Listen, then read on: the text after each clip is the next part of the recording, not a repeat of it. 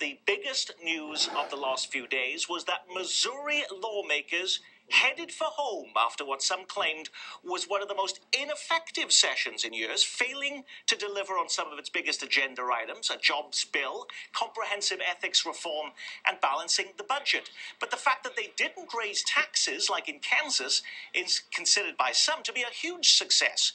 Fewer bills were passed than in any session since 2000. Again, some viewed that as an accomplishment. Less government meddling in people's affairs, they would argue.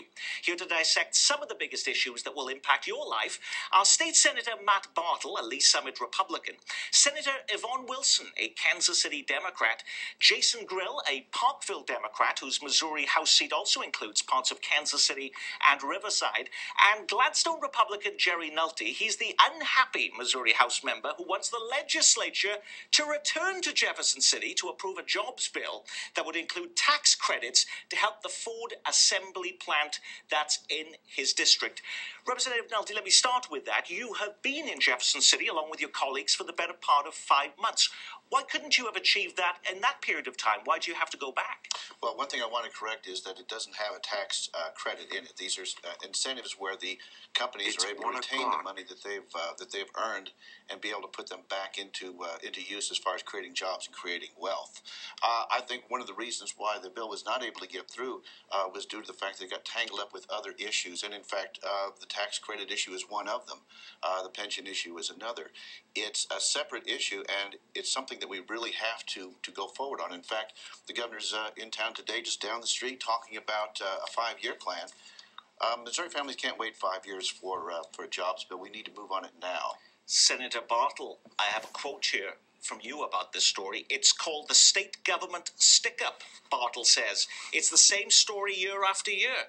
They just want money. We can't go ahead with this. Why? Let's start by telling the people the truth. It's not government's job to create jobs.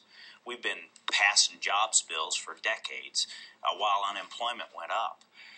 The reality is this is just the state government stick-up. Every year we have a corporate interest that comes and says, give us preferential tax treatment, different than every other company in the state, and we'll keep jobs in the state of Missouri.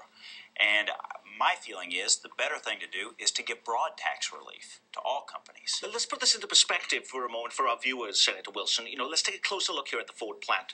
This is in Claycomo, very close to Worlds of Fun, just to give you a sense. 4,000 employees, largest manufacturing employer in Kansas City, much larger than the GM plant on the Kansas side. It's the largest tax generator in Clay County. Been there 59 years. They're currently making the Ford Escape and the Ford Mariner there, but those models are going away, and Ford hasn't announced what, if anything, will replace them. This plays a huge role in this community. Absolutely, and particularly when it's a revenue engine, a revenue-generating engine. And if people don't have jobs, and income, personal income, is one of our largest ways of generating revenue for the state. If they don't have jobs, they cannot pay income taxes. So I think that we do need to take a look at jobs. Are you worried, Representative Nolte, that the plant will actually close? I am concerned. It wouldn't close tomorrow, but it would certainly continue the downward spiral.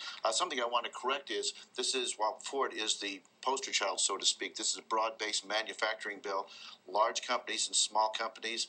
The floor would be 5 employees, so it's hardly a giveaway and hardly a stick-up.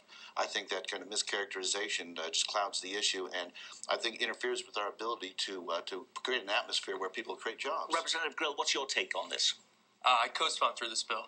So I'm very supportive of this bill. Representative Nolte did a great job, and it's one of my frustrations since I've been elected is good bills like this falling to the wayside because of back and forth between the House and the Senate on other bills. And we should be focusing on job creation as our number one issue. And Senator Bartle, don't you see in these public opinion polls that jobs is the number one issue for Americans today? Absolutely, but politicians won't tell the people the truth. It's not government's job to create jobs. What do we tell H&R Block? Ford wants preferential tax treatment. What about H&R Block? What about all the other Kansas City employers that are paying the tax?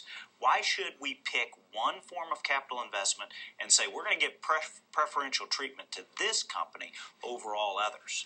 You're nodding your head in disagreement, clearly, Representative Nolte. Once again, we are being misdirected by some smoke and mirrors here. This is not about just one entity. It's not even about one segment as far as automotive, the automotive industry. We are talking about 290 people in the state employed in auto-related activities, but it goes beyond that. Like I say, this goes to manufacturing, and we can't just turn our backs on that largest segment and that vitalist segment of our economy. So what has been the response to your call then for the legislature to come back into session and the governor should call for that? I've gotten a lot of support for that because I think there's a recognition that we don't have any job retention policies in place right now. We've got a few dollars here and there for training, but by and large, we don't have anything that is really set up to retain jobs. And what we are doing is, in fact, putting a closed for business sign up on the state if we can't act soon. Senator Bartle, you said that there isn't the role of government to be creating these jobs in this way with tax. Nick, what we've done year after year is taking more and more off of government revenue, off of the books, which is one of the reasons why we are in the crisis we're in now. How are we going to fund our schools? How are we going to fund our universities, road system, our prison system? We are slowly but surely accepting certain players in the system from having to pay tax, and this was mostly about Ford. Now, if it isn't about creating jobs, should government be costing people jobs? And some people are accusing you of that this week, Senator Bartle, because